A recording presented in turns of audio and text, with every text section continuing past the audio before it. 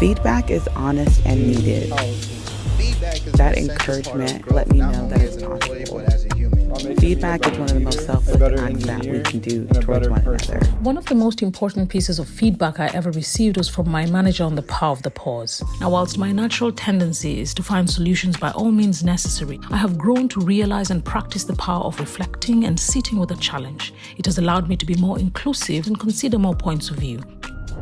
I remember a time where a colleague told me that I'm not good in active listening, and that for me was such a wake-up call. I was actually listening, already thinking about what to do next instead of actively understanding what the other person is going through.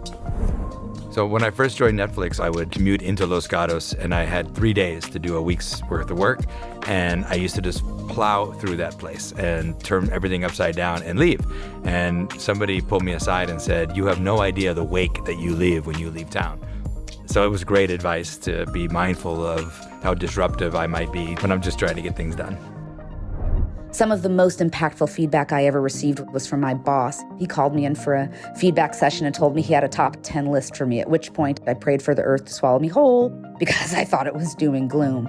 But he gave me his top 10 list of the specific ways he noticed I was patient, brave, dynamic, insightful, innovative, collaborative, inclusive. I asked him about the growth areas, the feedback, and he said that is feedback. Because if you continue growing this impeccable skill set of yours, you will have no problem pivoting when the time comes that I need to give you more challenging feedback to hear.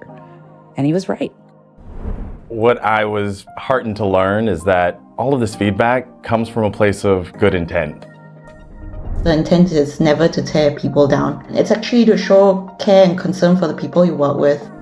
It's an honest form of communication, and in the end, it's always going to benefit you in the long run.